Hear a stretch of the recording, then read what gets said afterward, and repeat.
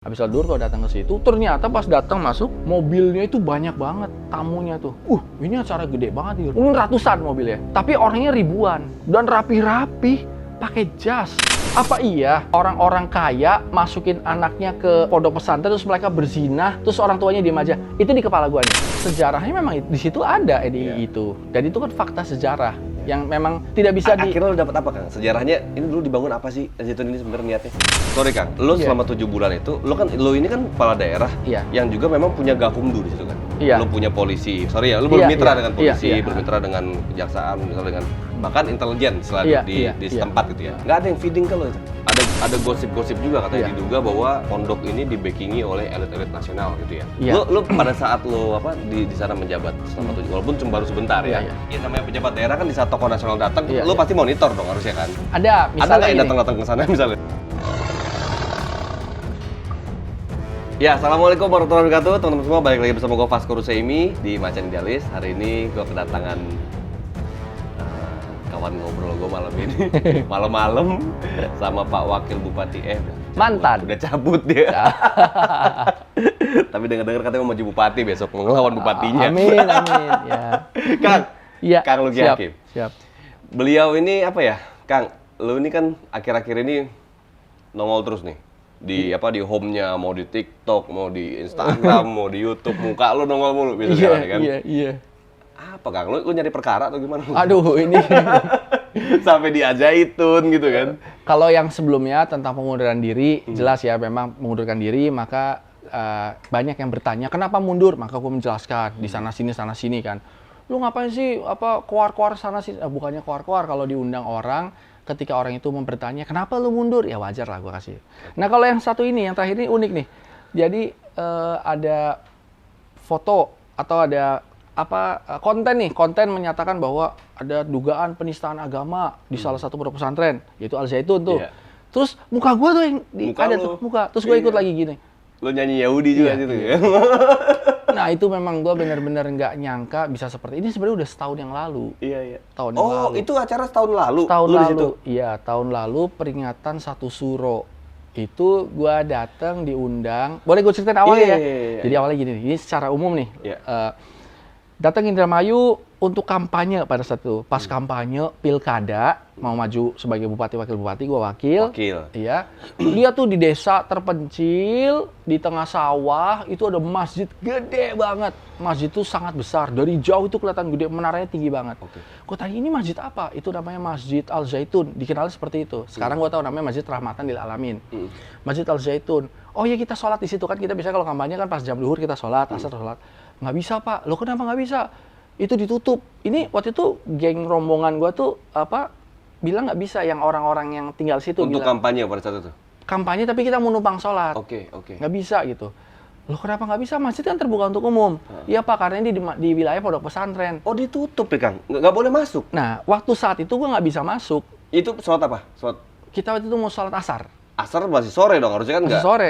Iya, nggak bisa masuk pada saat itu kan gue bingung tuh. Tapi gue sebagai kandidat ya cuman ya udah kalau ditutup ya mau gimana kan, ini halaman orang kan. Kok tanya ini kenapa masih ditutup? Jalanan itu masjidnya kelihatan tapi ini kan gerbangnya ada. Karena ini wilayah pondok pesantren. Dan banyak aset. Banyak mungkin kambing apa gitu. Jadi kalau dibuka kan bisa hilang. Ya gue memahami. Terus gue dikasih tahu, "Pak, itu udah pegang jagoan lain ke kandidat nomor lain lah gitu." Oh ya udah kalau gitu mah, kalau udah gitu mah ya udah kan gitu. Oh, gara-gara itu kali lu ditutup, nggak boleh masuk. Bukan, tapi memang karena memang dari gerbang ini masjid nih ke sini gerbangnya itu 1 kilo lah. Ini 1 kilo, ini 1 kilo, 1 kilo. Jadi kan 1 kilo kali 1 kilo kali. Karena kita tuh sempet nyari pintunya, itu muter tuh jauh banget. Lama kita muternya tuh. Ketemu sekilo. Itu baru pekarangan masjid ya? Itu pekarangan masjid, dan di dalamnya itu kan ada kayak hutan buatan ya, jadi hutannya ditanam, jadi kan nggak kelihatan tuh, cuman gue sempet lihat ada gedung-gedung di dalam itu gitu. Sambil bertanya-tanya, ini adalah pondok pesantren Al-Zaitun yang modern dan terbesar se-Indonesia. Nanti gue kalau jadi bupati, jadi wakil bupati, gue pengen soan ke situ, pengen lihat. Akhirnya terpilih lah gue tuh, abis terpilih, baru tuh gue nyuratin untuk pengen ketemu, pengen silaturahmi, pengen melihat. Kan itu di wilayah hukumnya Indramayu. Wajar kan sebagai kepala daerah atau wakil kepala daerah untuk melihat. Diterima tuh.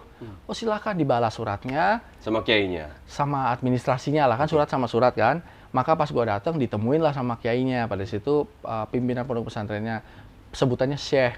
Saya panggilnya Pak Syekh Panji Gumilang. Udah beliau ya? Iya udah beliau ya. Wah diterima dengan baik, terus disambut, ditunjukkan ini loh Al Zaitun. Hebat sih. Kalau kita lihat ya. Itu 2 tahun setelah lu menjabat? Ya, mungkin sekitar 7 bulan gua menjabat. Setelah menjabat. Ya 7 bulan setelah menjabat lah. Setelah gua selesai urusan-urusan yang administrasi dan lain-lain, kan gua, oh ya inget nih, gua pengen ke Al Zaitun, pengen nyoba sholat di sana kan itu. Sholat apa Jumat atau apa kan itu. Pas gua datang ke sana, ditemuin secara masjid gede gitu kan, pengen zuhur, juga kan rasain ya. Pengen tahu kan. Di sana ditemuin terus gua lihat tuh, ternyata pertama lihat tuh pesantrennya tuh. Jadi pesantren itu gedung-gedungnya tuh rapi, terus anak-anak itu pada nyapu di jalanan gitu.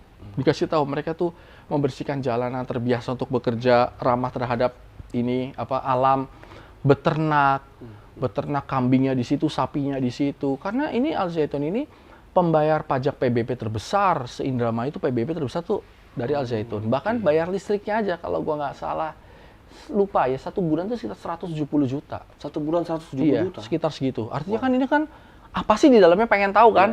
Mereka punya mesin penggilingan padi, terus mereka melakukan pertanian modern dengan cara padi dari Jepang, padi dari disilang-silangin sesuai dengan, ya pokoknya ada keilmuan tertentu lah. Terus ditunjukin, ini bahkan punya kapal, ada kapal di wilayah. Kapal di mana nih kapal tuh, Kang? Itu rada jalan sedikit, mereka punya kayak semacam galengan, punya tanah lagi besar lagi. Ada langsung ke laut? Iya laut, jadi di pinggir jalan, tanah tuh langsung bisa ngelepas kapalnya. Kapal itu besar-besar. Di wilayah pondoknya itu? Enggak, di wilayah Indramayu Barat juga, tapi dia di yang utaranya, jadi memang rada terpisah. Memang kita naik mobil lagi tuh, datang lagi. Itu pelabuhan punya Al Zaitun? Iya, bisa dibilang mungkin galengan ya. Jadi kayak untuk lepas kapal lah gitu. Kapalnya dibuat dari kayu yang sangat bagus. Kapal itu besar-besar. Kapal kayu, kapal pinisi gitu. Iya, kayu dan besi campur. Saya pokoknya nanya ini kapal ini mahal apa murah, pengen tahu kan itu. Ada yang harganya sampai puluhan miliar lah gitu loh. Karena memang bagus kan. Kapalnya dibikin juga bagus tuh. Kapal apa Kang itu Kang? Kapal nangkap ikan. Kapal ikan ya? Iya. Dan dia membuat kapal tuh berapa gitu banyak. Dan akan lagi membuat banyak lagi. Hebat lah. Kalau bicara dari sisi itu kan. Jadi anak-anaknya itu dilatih untuk bisa berbisnis, bisa bertani, bahari, maritim, semua tentang itulah. Jadi siap. Bahkan di situ tuh mereka ternak di situ, makan di situ, pupuknya dari situ, pengolahannya di situ. Jadi sebenarnya tuh mandiri gitu. Ibaratnya kalau di luar ada bencana misalnya, lockdown lah total semua ya. Lockdown, ini aman. Terus mereka pada ngaji dan yang hebat lagi tuh mereka si Al Zaitun tuh mengubah daerah itu menjadi hutan tuh, dibikin hutan. Bahkan tanamannya tuh khusus ada. Jadi jangan nanam pohon ini karena pohon ini bisa membuat akar seperti ini. Jadi adalah keilmuannya, ada kultur genetik, teknologi lah gitu, canggih. Nah, habis itu pulang kan pamit. Saya pamit, terima kasih atas segala keilmuan tentang pertanian yang bisa kita duplikasikan kepada masyarakat umum nantinya kan gitu. Saya bilang nanti kalau saya jadi bupati, sambil bicara gitu sama saya pengen nanti studi banding sini. Oh iya, dengan senang hati. Sambil saya tanya, saya ini banyak banget ini tanah kan itu. Kalau dilihat dari jumlah PBB-nya kan, PBB itu kan kalau kita lihat dari NJOP-nya kan harga yang paling bawah lah kan, semua harga pasar kan di atas. Ini kita bicara triliun. Pada saat itu kan ini bicara triliun loh. Kalau dilihat dari PBB-nya dan itu kan uangnya kan bayar berdasarkan NJOP, kan berarti harga tanahnya dibikin murah kan, NJOP. Tapi pada kenyataannya harga pasar kan berbeda kan. Jadi kalau gua lihat ini hitung ini bicara triliun. Kalau gua kalkulasiin dengan otak gua yang terbatas, dengan masjid gedenya itu daya tampungnya lebih besar daripada Istiqlal. Yang bener Kang. Itu 7.000 orang masuk kali di situ. Oh ya? Iya. Pada saat itu gue belum lihat, gue baru lihat masjidnya gede banget, tapi belum lihat orangnya banyak. Mewah banget emang. Mewah. Dan itu kan serba mahal lah, keker kayu-kayunya tuh besar-besar. Ini sampai gue berpikir ini triliun nih. Gue tanya sama Pak Panji waktu itu, Syekh, kok uangnya banyak banget ini Al Zaitun ini? Uangnya dari mana? Ajarin dong saya supaya saya juga bisa kaya tanpa korupsi. Gue bilang begitu. Gue pengen kaya tapi nggak korupsi. Gue bisa bertani di sini gitu ya kan? Karena kan gini, gue pengen kaya tapi karena memang sebagai pejabat bahaya nih kalau pejabat pengen kaya nanti korupsi otaknya. Gue pengen ajarin dong supaya gue tuh bisa kaya, halal, lantoiban gitu kan. Dan buat masyarakat. Buat masyarakat gitu. Ya berusaha ini pertanian, diajarin lah. Akan diajari tuh nanti kita bikin bisnis pertanian seperti ini. Nanti kita ekspor, apa itu kan pelabuhannya udah ada. Jadi masuk akal semua gitu loh. Ya cuman tetap hitungan gue nggak mungkin ketemu segitu. Angka triliunan itu? Iya, nggak ketemu lah. Kalau bicara anak muridnya ribuan misalnya, kan tetap murid itu kan juga menghabiskan uang juga di situ. Artinya dapat uang nih misalnya bayar, tapi kan listriknya, terus makannya, pendidikan, artinya kan uang juga kepake kan, nggak mungkin kayak orang tuh ngumpulin uang doang kan. Pasti kan ada perputaran dan akan habis. Tapi kan ini kok nambah terus gitu loh. Tapi kan gue nggak mungkin bisa bertanya lebih jauh kan. Ya udah dijawab kan, karena dari bisnis, karena dari pertanian, agribisnis. Lu nggak enak juga. Tapi di situ lu udah ada kecurigaan belum, Kang? Ini duit, ini triliunannya dari mana gitu misalnya? Pada saat itu gue tidak lihat uang, yang gue lihat itu aset. Asetnya banyak banget. Bisa sebanyak itu gitu kan? Sebanyak itu, iya. Sebanyak itu, besar sekali. Dan tanahnya bukan cuma di situ kan, tadi ditunjukin. Yang daerah yang di pelabuhannya, di mana asetnya tuh banyak sekali. Tapi ya udahlah, gue pikir intinya di kepala lo nih nggak mungkin cuma dari santri gitu ya? Nggak ketemu. Nggak mungkin ketemu kan? Kan itu kalau yayasan ada bertanggung jawabnya juga kan, ada pelaporan sebenarnya kan itu. Tapi ya sudahlah, toh yang penting gue sudah dijawab dan orang ini pada saat itu baik menerima. Gue disambut loh, dikasih makan, dikasih apa, artinya gue tamu diperlakukan dengan baik. Ya sudah. Lo kepala daerah. Iya, gue pulang lah ke situ. Gue pulang, pas pulang dikasih tau, besok datang ya acara ulang tahun Syekh Panji ini, yang kalau nggak salah 78 atau berapa, 77, 78, lupa lah gitu, 7 ke sana gitu. Ya karena gue pikir seorang yang sudah tua, sepuh, ulang tahun mungkin bersama keluarganya kan. Ya besoknya, kapan besok? Ya udah habis zuhur saya datang. Habis zuhur gue datang ke situ, ternyata pas datang masuk, mobilnya itu banyak banget tamunya tuh. Ini acara gede banget nih, ribuan lah. Ya nggak ribuan ya, mungkin ratusan mobilnya. Tapi orangnya ribuan. Dan rapi-rapi. Pakai jas. Dari luar negeri semua, dari luar negeri segala yang katanya banyak. Iya, dari luar negeri banyak itu. Tapi orang Indonesia juga mungkin banyak, cuman dari luar kota ya gitu, dari luar kota. Nah, gue tuh sampaikan, gue cuma pakai kemeja biasa kan, gue pikir acara tumpangan kecil, karena acara dahsyat kan, gue kebingungan nih. Gue nanya sama driver gue, ada jas nggak? Aduh, kalau balik lagi ke rumah dinas jauh banget, ini bisa sejam kan. Dipinjemin loh sama Syekh itu. Ini pakai jas, dipakein peci. Ini pecinya segini nih, Bos. Gue lihat tuh itu videonya tuh. Gue juga sempat, ini peci segini dipakai kan, udah pakai jas. Duduk di masjid, gue baru lihat itu santrinya itu rapih banget, kayak diukur pakai penggaris itu, lurus. Kan belum social distancing waktu itu ya? Masih apa enggak sih? Tapi artinya lurus. Belum. Waktu kan 7 bulan menjabat belum COVID kan? Oh, COVID udah. Oh, udah COVID? Gue pas kampanye gue kampanye kena COVID. Ya. Jadi artinya COVID itu sudah hampir selesai lah, tapi udah rada-reda. Yang orang meninggal udah lewat gitu. Nah, gue lihat bahwa biasanya nih kan gue sering ke pesantren-pesantren kan. Biasanya serapi-rapinya kadang masih ada yang begini, gini gitu. Ini enggak, ini tertib. Naruh ini. Sampai gue pikir, ini pendidikan ini bagus banget nih. Karena bukan cuma bisa ngaji dan karena kan kemarin kan ada bukan show ngaji tapi ada pembacaan Quran dan lain-lain gitu. Rapi lah, bagus, teratur semuanya. Terus gue lihat ini sampai ke atas ribuan orang. Di situlah gue tahu bahwa bisa sampai 7.000 lebih itu. Satu gedung masjid itu yang gede banget, Rahmatan lil Alamin itu. Ya udah, pas gue dikasih kesempatan bicara, ya tentu gue bicara bahwa gue takjub dan kagum dengan adanya pondok pesantren yang besar, mengajarkan muridnya untuk bukan cuma bicara ngaji, bicara agama, tapi bicara untuk ekonomi dan agribisnis gitu loh. Malahan gue memberikan pujian-pujian, malahan gue bilang bahwa betapa beruntungnya ibu bapak di sini yang menyekolahkan anaknya di Al Zaitun. Lah, kesempatan gue kan seperti itu kan? Kan pesantren-pesantren yang lain tuh ngajarin ngaji, tapi kadang-kadang suka ketinggalan dari sisi bisnisnya. Nah, di Al Zaitun tuh bisnisnya semuanya, pokoknya sampai profesional lah. Makanya gue bilang betapa beruntungnya bapak ibu di sini. Iyalah kan, karena gue melihat sendiri pada saat itu. Ya udah, nah pas gue duduk, giliran Syekh Panji kan, Syekh Panji ngomong, sebenarnya normal-normal saja pada saat itu. Assalamualaikum, dan tiba-tiba beliau ngomong tuh, saya akan mengajarkan salam yang bukan Assalamualaikum saja. Oh ya, masuk akal. Karena itu udah mulai acara? Udah acara, kan tadi gue sempat ngomong kan, ini ngomong bergantian, terus terakhir lu udah pidato ya? Udah pidato, iya. terakhirnya Pak Sepanji. Nah, karena gue lihat di sebelah kiri apa kanan gue tuh ada yang non Muslim. Gue tahu nih Pak siapa non Muslim. Ini non Muslim tuh ada Mister dari Korea. Lalu saya bilang, akan saya ajarkan bahasa salam yang bukan bahasa Assalamualaikum saja. Ini salam untuk sahabat kita. Oh iya ya, mungkin sahabat ini maksudnya ini kan. Cuman biasanya kan kalau pejabat kan, Assalamualaikum, salam sejahtera, Om Swastiastu, dan Namo Buddhaya, salam kebajikan.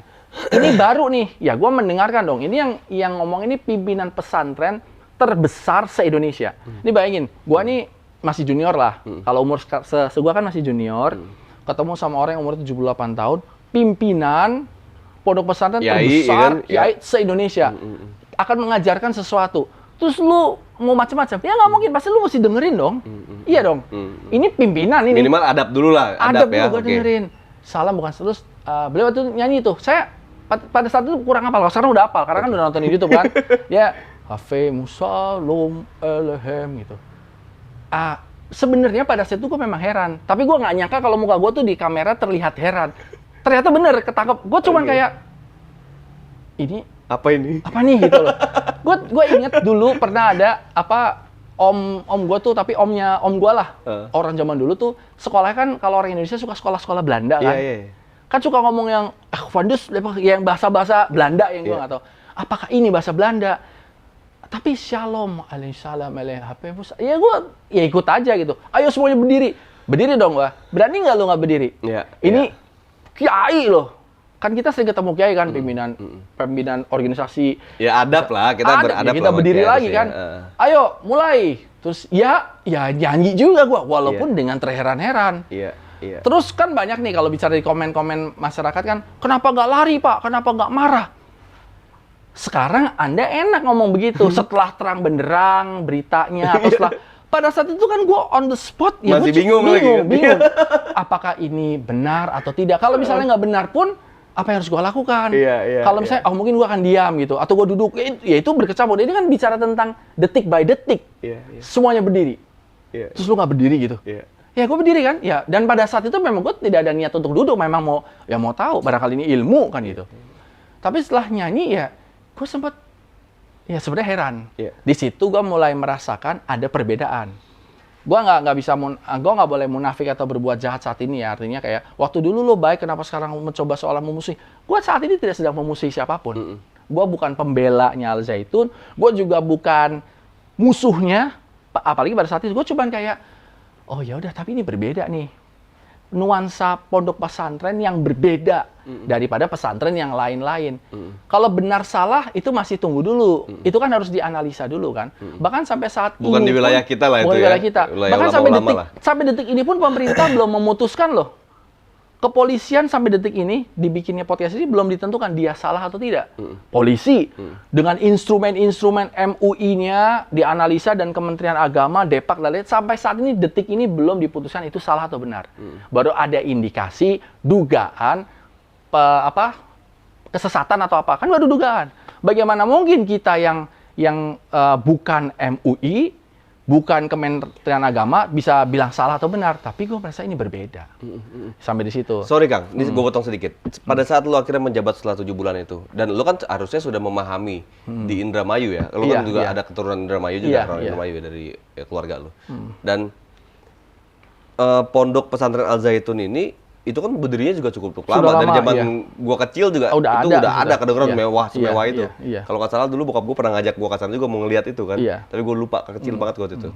Dan lo nggak dengar gosip-gosip misalnya bahwa ini memang diduga pondok ini memang ada aliran yang agak menyimpang gitu misalnya. Dengar. Gosip ya. Kalau total gosip dengar dan santer.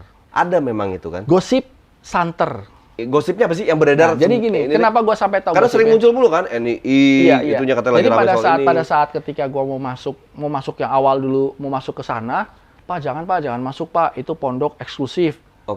Pondok sesat. Pondok aneh, nyeleneh. Tapi itu kan bahasa orang per orang ke gue, bukan institusi yang mengatakan. Tapi gue pikir, gue kenal sama ketua MUI pada saat itu nggak pernah bicara tentang ada pondok sesat, yang nggak pernah bilang kayak gitu. Cuman bicara tentang tidak ada komunikasi, tidak terjalin kan gitu. Nah kalau gosip-gosipnya ada, gosip-gosip tentang kesesatan dan NII pada saat itu. Cuman gosip itu udah lama loh isunya, Kang. Gosip itu semakin santer ketika gue pulang dari acara itu. Kan terpublish, masyarakat Indramayu pada tahu. Loh, Pak Luki kok ke Al Zaitun? Bahkan tim-tim sukses gue pun pada komplain ke gue nih. Ngapain lu ke situ? Pak Luki ngapain ke Al Zaitun? Kan Al Zaitun itu kemarin kan nggak ke paslonnya Pak Luki. Okay. Oh, saya bilang ini bukan bicara paslon tidak paslon. Saya cuma sowan kepada pondok pesantren terbesar yang di Indramayu. Pak, tapi itu pondok sesat. Sesat seperti apa? Sesat itu seperti apa? Kalau misalnya ada kesesatan, apakah sudah ada rekomendasi dari MUI kepada Kementerian Agama? Ya, di sini mah susah ditebus, Pak. Oh, berarti gue masukkan itu sebagai ranah gosip. Iya kan? Kecuali kalau misalnya, sudah Pak, cek nomor sekian bahwa MUI menyatakan sesat misalnya. Ada fatwa misalnya. Ada fatwa, gitu ya? Misalnya. Pada saat itu ketika tahun lalu ya, yang nggak ada. Kalau bicara kenapa nggak menggali tentang sejarah Al Zaitun? Ya gue nggak menggali, karena memang bukan tupoksi gue menggali Al Zaitun, itu kan tupoksinya Kementerian Agama yang memberikan lisensi, memberikan izin setiap tahunnya kan. Dan gue dengar sering dapat bantuan juga dari pemerintah. Konteks bantuan yang gue tahu mungkin bisa juga BOS, bantuan operasional itu kan. Itu kan kalau di mana di situ ada siswa, maka di situ ada bantuan BOS kan itu loh. Tapi kalau bantuan hibah atau apa, gue nggak tahu dan pemerintah bisa jadi itu silahkan dicari saja. Tapi maksud gue gini. Gue pikir kalau misalnya sesat, kenapa perizinannya tetap ada? Iya kan? Dan sebagai wakil kepala daerah, tidak punya kewenangan, tidak punya alat, tidak punya instrumen untuk menggali itu sesat atau tidak, kecuali itu ada rekomendasi laporan dari MUI. Laporlah minimal ke kepala daerah. Lu kan punya kadis agama gitu-gitu misalnya. Iya, ada namanya itu Kabakesra. Kabakesra. Dan ketika gue tanya, ya mereka bilang ya eksklusif saja. Eksklusif kan bukan berarti sesat. Eksklusif kan berarti eksklusif, tidak inklusif gitu loh, tidak terbuka untuk umum. Tapi pada saat gue nyuratin, gue diterima. Apakah karena gue kepala daerah atau bukan, gue nggak tahu. Tapi sejatinya ketika gue nyuratin, gue diterima. Cuman ketika itu taruh gosip, Pak, itu ada pelencengan agama, misalnya kayak bisa membeli dosa, bisa membayar dosa. Tapi itu semua tataran gosip ya. Gosipnya apa aja Pak, Kang? Bisa beli dosa, bisa menebus dosa. Terus ada juga katanya zina bisa ada juga bisa di situ. Tebusnya gitu. Nah, cuman ketika orang itu ngomong begitu, gue cuma bilang, aku tuh kenal loh sama anaknya yang punya Al Zaitun, ngobrol. Kalau misalnya ini di sana terjadi praktek seperti itu, ya masa sih Mbak anaknya gitu kan, gue nggak sebut namanya, masa sih orang berpendidikan terus itu lo kenal? Kenal. Sebelum lo datang? Pas gue datang kan gue jadi kenal. Setelah kenal kan gue jadi sering WhatsApp, suka ketemu kadang-kadang untuk diskusi tentang masyarakat atau apa. Jadi maksud gue kayak ini tuduhan yang serius loh. Kalau Anda menuduh ada perzinahan yang dilegalkan, ini tuduhan serius. Kenapa nggak dilaporkan? Siapa korbannya? Ada Pak korbannya pernah melapor. Oh ya, kok sampai saat ini masih ada itu pondok pesantren? Berarti kan kasusnya bisa juga tidak jalan, SP3, atau bisa jadi memang tidak cukup bukti, jadi kasusnya tidak diterima pelaporannya. Terus kalau misalnya ada, pertanyaan gue, ini bisa juga kasus STIK, kasus pelecehan seksual. Nggak secara sistem. Itu tidak secara sistem. Ada nggak? Mungkin ada, tapi bukan sistemnya. Tapi kalau sistem kok kayak, masa ya boleh bapak-bapak nganterin anaknya, kan gue tahu tuh bapak-bapak yang nganterin anak yang ribuan kemarin itu kan. Ya berharap akan dididik di situ kan. Iya, itu orang-orang, maaf ya, mungkin orang-orang kaya lah. Kaya itu kan kalau pakai mobil yang di atas Fortuner. Gue nggak tahu masuknya bayarnya berapa, tapi kalau misalnya kita lihat yang datang pakai mobil-mobil saya Fortuner, Pajero, Mercedes, itu kan cenderung orang kaya lah. Berjas, dan jas kan ketahuan kalau jas yang murahan sama jas yang ini, terus ada orang-orang dari Malaysia. Maksudnya kayak, apa iya orang-orang kaya masukin anaknya ke pondok pesantren terus mereka berzina, terus orang tuanya diem aja? Itu di kepala gue nih. Ini gue bukan membela atau apa, gue cuman pada saat itu makanya gue pikir ya logika dasar aja. Logika dasar. Tapi karena memang berita itu santer, maka gue nggak pernah datang lagi ke situ. Karena gue pikir sepertinya tim tidak suka kalau gue datang ke situ. Jadi gue menjaga bahwa tim kayaknya nggak cocok. Memang orang Indramayu tim. Orang Indramayu. Bahkan orang-orang situ sekalipun bilang bahwa, Pak, jangan datang-datang ke situ, Pak. Itu tidak disukai. Gue bingung, tapi gue pernah lihat juga yang kerja di situ juga ada orang Indramayu. Tapi kan ini simpang siur. Sekarang kalau kita bicara orang Indramayu, hanya karena bahasanya sama, bisa jadi orang Cirebon, bahasanya sama. Bisa jadi orang Majalengka atau mungkin orang Subang, ya bisa jadi. Jadi kan kita nggak, mana lihat KTP-nya. Ini kan kita cuma di tataran katanya kan itu. Makanya gue seneng nih dengan ada peristiwa ini. Artinya gue tidak menyumpahi atau bersenang-senang di penderitaan orang, tapi gue pikir dengan adanya seperti ini, dengan adanya foto dan video gue yang beredar, sehingga ini menjadi makin rame lah gitu ya, menambah proses keramaian, mulai terang benderang. Terang benderangnya apakah ada pelencengan agama di situ? Polisi sedang selidiki saat ini. Sampai detik kita bicara ini sedang proses ada dugaan, sehingga pelapornya diterima. Kasusnya naik ke kasus tingkat ke penyidikan, bukan cuma sekedar diterima laporan. Terus tentang PPATK membekukan uang rekeningnya Al Zaitun. Ratusan rekening ya tuh? Ratusan rekening, ada 140 something lah yang dibekukan. Kenapa dibekukan? Karena ada indikasi pencucian uang, ada indikasi ya money laundering lah, pencucian uang, ada penipuan dan lain-lain. Ini yang gue lihat kan dari berita. Jadi ketika kita bicara gosip, itu gue nggak terima. Karena itu gosip. Tapi ketika masuk ke ranah hukum, maka di sini sudah masuk bahwa nggak mungkin Pak Mahfud MD terus bicara gosip. Iya kan? Nggak mungkin PPATK bicara gosip. Berarti saat ini sudah ada. Mengumumkan ada indikasi itu gitu ya? Iya. Nah, nyambung ketika gue berpikir bahwa ini kaya banget.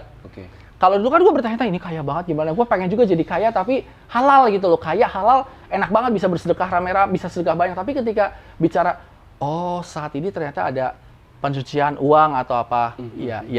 Ya artinya pantesan uangnya banyak kan gitu. Seberapa banyaknya uangnya, seberapa indikasi proses penipuan atau apa yang dugaan penipuan itu kan sebenarnya kita masih belum tahu. Nanti kan semakin tahu kan gitu. Cuman gue senang juga nih, terima kasih Brother Vasco memberikan ruang buat gue untuk semacam, gue bukan klarifikasi tapi bisa ngomong nih. Karena kan gue dibilang bahwa kaki tangannya Al Zaitun.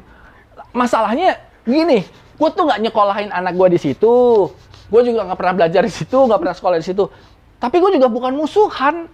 Lah sekarang kita diundang, kita mau datang diterima, dikasih makan, kasih minum, masa gue mau musuhin? Terus masa gue musuhin?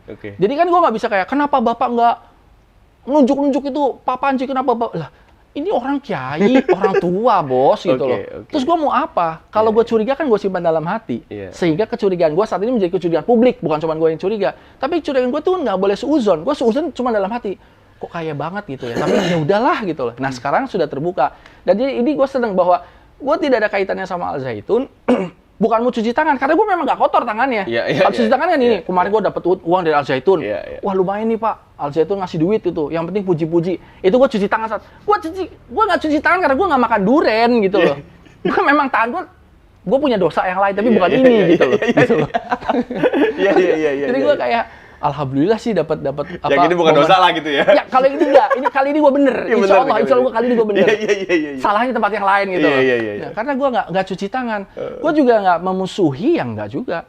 Gue juga nggak ikut demo karena gue apa yang mau gue demoin. Soalnya gue nggak tahu apa yang mau gue demoin gitu loh. Misalnya kan bapak sebagai kepala daerah, berarti bapak nggak tahu agama. Alhamdulillah kalau sholat gue tahu bacaannya, syahadat, puasa dan lain-lain. Tapi kalau bicara tentang adakah ini kaitan dengan NII? Ya, tanya sama BNPT itu, ada nggak kan itu loh? Kalau maksudnya kayak itu kan sekumpulan orang yang kerjanya meneliti ada indikasi teror apa tidak gitu loh. Ya gue nggak tahu ini. Bahkan mungkin waktu NII ada mungkin gue belum lahir, bisa jadi gue juga nggak tahu kan gitu. Tapi desas-desus, gosip-gosip itu semua ya memang gue dengar. Tapi kan ya udahlah kan. Tapi gini Kang, kalau gue menangkapnya gini ya, akhirnya kan komentar netizen itu yang memang nggak tahu lo menganggap itu ya. Itu kita jadikan sebagai sebuah kritikan untuk ngebangun akhirnya, dan lo akhirnya sekarang mempelajari sejarah Al Zaitun dengan dalam. Cari tahu. Ya, gue paling nggak cari tahu bahwa ternyata memang benar bahwa sejarahnya memang di situ ada NII itu. Dan itu kan fakta sejarah yang memang tidak bisa Akhirnya lo dapat apa Kang? Sejarahnya ini dulu dibangun apa sih Al Zaitun ini sebenarnya niatnya? Mereka ingin mengajarkan tentang Islam mungkin secara modern, karena kan kalau kita bisa Islam yang secara kultural atau apa kan ini bukan kultur Indonesia kan itu loh, karena Shalom Aleihim itu bukan kulturnya Indonesia, iya kan kalau kulturnya Jawa di situ ya beda lagi, Sunda ya lain lagi, mungkin Sampurasun kan itu. Islam yang kultural berarti Islam Assalamualaikum Sampurasun, ini kan tidak, jadi ini berarti mungkin modern. Kenapa ketika ada ide khotib sholat Jumat itu perempuan? Gue cari-cari sih, tapi gue memang nggak pernah nemu di zaman Nabi, zaman apa, khotib sholat Jumat itu perempuan. Emang ada khotib sholat Jumat perempuan, Kang? Ide dari Pak Panji ke situ arahnya. Oh. Dan itu ada? Ada ide untuk ke situ kan itu. Dan ketika itu diidekan, kalau dipikir secara logika, kalau misalnya perempuan itu berdakwah masa nggak boleh? Kalau sekarang gue logik, iya ya masa ya nggak boleh. Tapi kan kalau bicara agama kan ada tuntunannya kan gitu loh. Jadi kalau misalnya mau dimodernkan ya bisa saja Islam ini dimodernkan kalau memang Anda mau memodernkan Islam, tapi sesuai tidak dengan sunnah syariatnya kan itu. Maka dari itu kalau kembali pertanyaan ke gue ini, menurut lu tuh Al Zaitun mau kemana sih? Gue pikir Al Zaitun itu mungkin mau membangun peradaban yang Islami dan modern. Ini versi penafsiran gue nih. Bisa juga nafsir gue salah, mungkin bisa juga orang Al Zaitun sekarang ketawa. Bukan begitu Pak. Saya menafsirkannya seperti dari sisi luar kan itu. Dengan membuat anak-anak itu jadi mampu secara ekonomi, agribisnis, knowledge-nya terbuka, tapi tetap Islam kan gitu loh. Pondok yang nilainya triliunan ya. Iya, tapi modern. Nah, modern ini kan kita mesti kaji. Kalau kita memodernkan Islam, ini termasuk penyesatan atau tidak? Karena MUI itu kan punya patokan. Sesat itu misalnya masih mengakui Allah tidak sebagai Tuhan. Ada tidak Tuhan selain Allah. Lalu Nabi Muhammad, Nabi terakhir bukan. Habis itu kita bicara Quran itu kita buka. Tapi ketika sudah mulai ada bahwa Al-Quran itu bukan wahyu, tapi adalah karangan, maka di situ ada pelencengan, ada pelecehan ataupun ada penyesatan. Nah, itu nanti dibuktikan. Ketika itu terbukti, maka sudah bisa masuk ke pasal penistaan agama. Dan itu sekarang polisi sedang melakukan itu. Tapi selama itu belum ada bukti nyata, maka saya tidak boleh menyatakan dia sesat tanpa punya bukti. Karena MUI pun kan punya standar parameternya. Nah, setelah dari parameter ketahuan, maka dia merekomendasikan kepada Kementerian Agama supaya perizinannya atau tidak perpanjang. Tapi kan bisa jadi begini. Kalau ditanya, masa sih lu nggak tahu kalau itu sesat? Ya kalau sekarang kita lihat videonya, bisa jadi, tapi kita tunggu dulu. Ini kan video bisa juga dipotong atau tidak. Itu mesti bisa dicari loh. Kelanjutannya kan artinya bisa. Bahwa kalau memang orang itu harus dihukum, kalau di sini Pak Syekh Panji memang harus dihukum, maka dihukum dengan sesuai dengan apa yang dia lakukan dong. Jangan orang itu dihukum untuk tidak sesuai dengan yang dia lakukan kan. Kalau dia memang melakukan penistaan agama, ya hukum sesuai penistaan agama. Tapi jangan-jangan dia lebih atau jangan-jangan kurang. Kan kita nggak tahu. Ada indikasi diduga dia ada TPPU. Ada pencucian uang lagi. Jadi bisa jadi Pak Syekh Panji Gumilang ini bisa jadi kan sekarang lagi dilaporkan ke polisi di Barreskrim nih pelecehan penyesatan agama. Tapi PPATK menduga ada indikasi pencucian uang sehingga uangnya banyak. Itu tadi maksudnya kita jangan cuma lihat sesat terus kita mesti geruduk. Tunggu dulu kita lihat apakah jangan-jangan dia lebih dari itu atau tidak. Kalau dia tidak ya jangan disalahkan, jangan dibebani oleh sesuatu yang tidak dia lakukan. Tapi kalau memang dia melakukan bahkan lebih, ya kita mesti, ini kan negara hukum ya, kita berikan sesuai dengan porsinya kan itu. Nah itu dia, makanya gue nggak pernah memusuhi, juga nggak pernah membela. TPPU tuh hukumannya tinggi loh. Iya, karena pencucian uang kan itu. Itu pencucian uang itu memang ada. Dan gue yakin di sini pasti ada sesuatu. Karena kalau tidak ada sesuatu tidak mungkin ada pemblokiran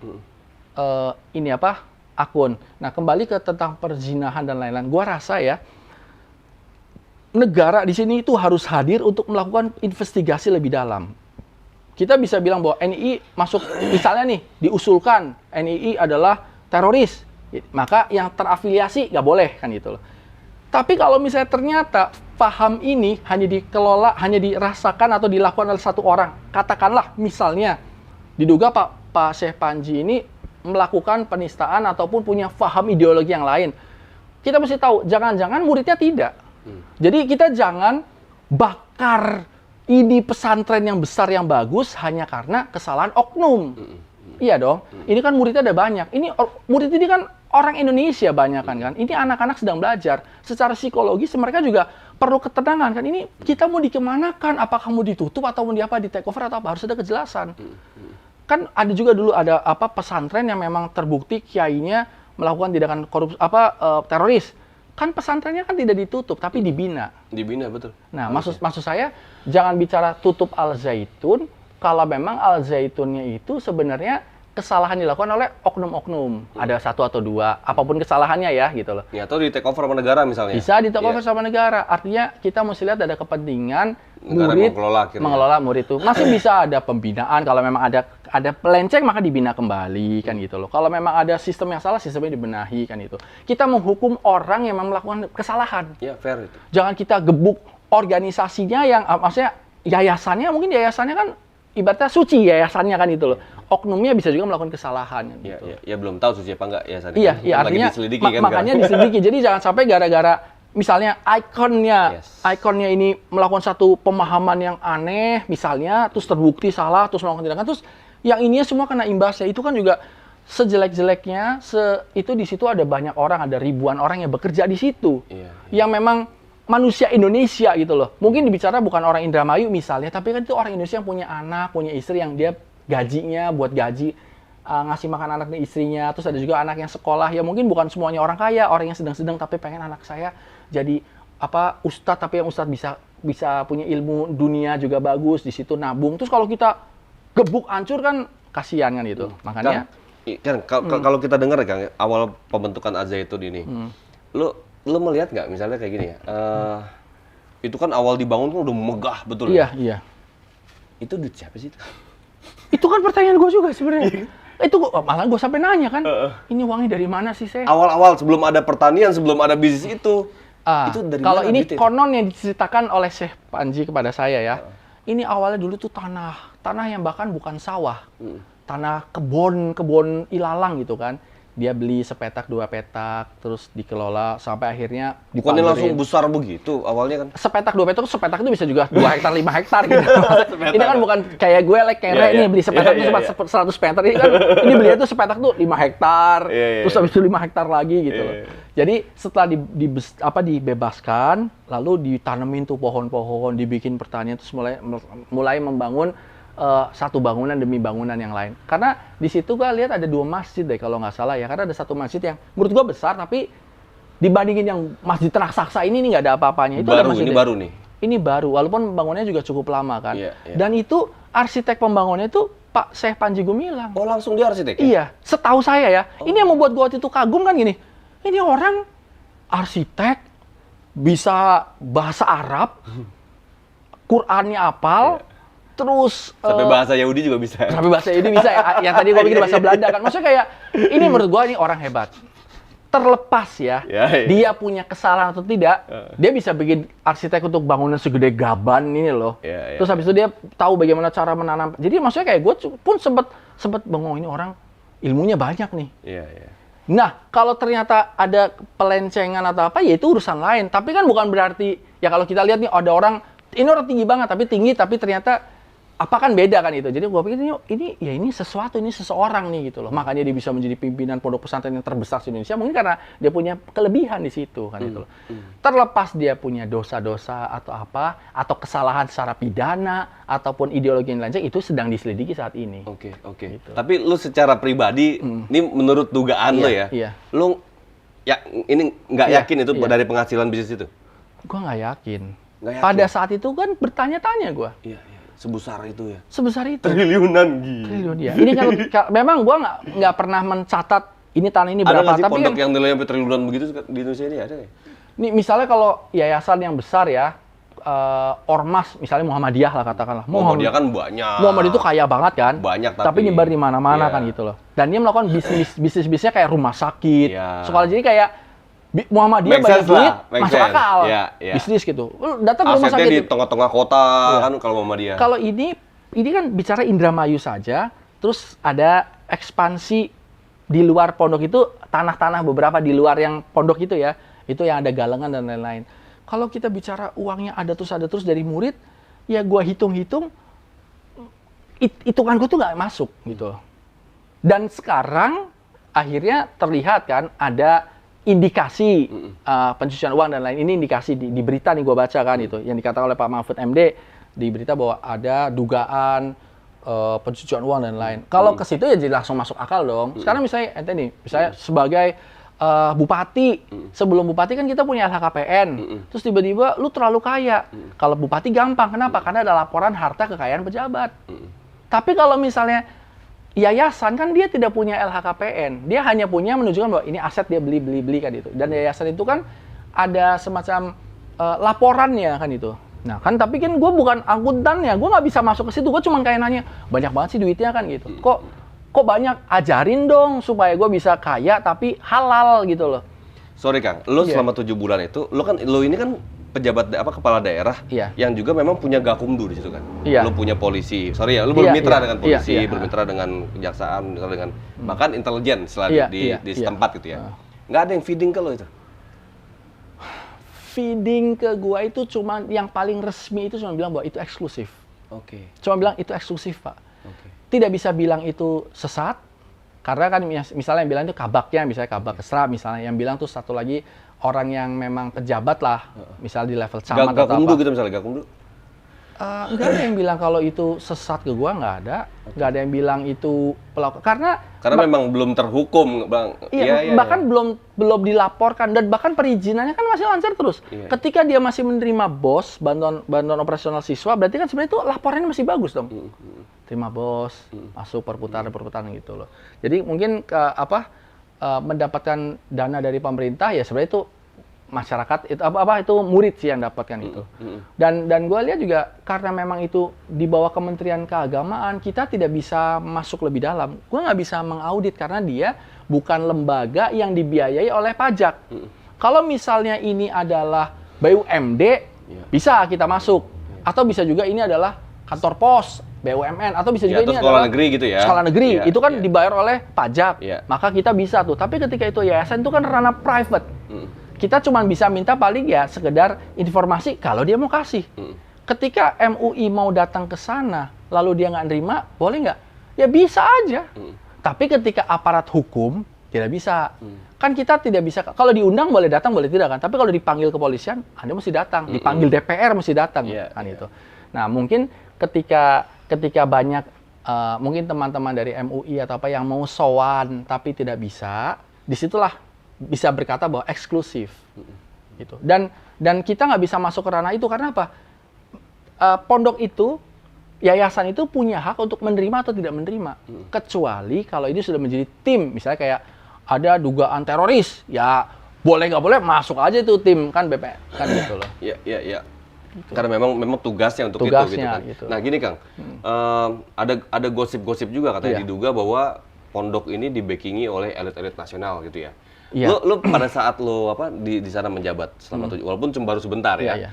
Lo yang namanya pejabat daerah kan di saat tokoh nasional datang, lo pasti monitor dong harusnya kan. Ada misalnya yang datang ke sana misalnya. Pada saat di hari itu ya, pada saat di hari gua di situ, ada videonya Pak Muldoko. Pak Muldoko memberikan selamat kepada acara di situ tuh satu suro itu gitu loh. Ada orang-orang besar lah gitu loh, orang-orang besar. Jadi memang siapa aja kan orang besar? Yang gue inget Pak Muldoko waktu itu. Ya, yang gue inget karena kan gue di situ lihat videonya kan, ada Pak Muldoko. Dan kemarin gue lihat beritanya, ya Pak Muldoko mungkin maksudnya ya mungkin kenal kali sama Pak Panji kan itu, sama-sama orang tua kan itu loh. Kenal mungkin, iya kan, levelan kan kurang lebih lah gitu loh. Umurannya atau apa gitu. Ya gue lihat sih cuma kayak, oh ya ini banyak orang-orang besar kan gitu loh. Salah satunya beliau. Jadi yang datang ke sana maksud gue kan biasanya kepala daerah tuh dimonitor kan kalau ada tokoh nasional datang ke situ. Masalahnya ini menteri apa. Masalahnya ini lahan mungkin helikopter datang di situ juga kita bisa. Artinya kita juga nggak tahu ini gede banget bos. Ya. Ini gede banget. Ada hutan sendiri. Ini kayak satu kecamatan gitu kan gitu. Jadi ya mau ada soalnya kalau pesawat Boeing baru kita tahu tuh landing di situ. Tapi kalau bisa bicara helikopter mungkin bikin bandara juga sebenarnya bisa deh ya. Bisa aja kalau dia bawa mah gitu. Artinya meneketehe gitu loh. Kan saya juga bukan penjaga gerbang Al Zaitun kan itu. Artinya kita cuma tahu bahwa Al Zaitun itu besar sekali dan banyak ada helipad di situ nggak? Gue nggak lihat, tapi gue rasa make sense banget. Ini tanah ribuan hektar, jadi kalau mau ada helipad mungkin landasan yang kecil juga bisa saja. Bisa saja. Toh dia juga punya galangan untuk lepas kapal yang segede-gede gaban itu. Gitu berapa gross ton kan itu, 30 atau berapa. Jadi masuk akal kan itu loh. Kalau orang besar yang gue ingat waktu itu Pak Muldoko ada videonya gitu, video ngucapin selamat. Tapi gue rasa sah-sah saja ketika, ya mungkin Pak Muldoko... Mungkin dia nggak tahu juga gitu kan, kayak lo juga sama kali. Iya, tapi lain dong. Kalau Pak Muldoko kan dulunya sebelumnya kan Panglima ya kalau nggak salah kan itu. Artinya pengetahuannya pasti lebih besar lah daripada seorang gue kan gitu. Jadi kalau misalnya Pak Muldoko tahu atau tidak, gue nggak tahu. Tapi pengetahuan dia pasti lebih besar, lebih tahu daripada gue karena beliau adalah mantan Panglima. Jadi kan istilahnya Panglima tahu dong bos, ada orang-orang nggak bener yang mencoba menggerogoti NKRI pasti kan ke situ kan. Iya, apalagi tuh bicara wilayah pertahanan, apa namanya? Bukan pertahanan ya, apa namanya? Di wilayah yang menggerogoti NKRI ya. Dia mau punya sistem baru kan istilahnya kan di situ kan. Cuman mungkin bisa jadi, ini sih akhirnya gue berhusnuzon, berprasangka baik. Bisa jadi sebenarnya pondoknya itu sih baik-baik aja.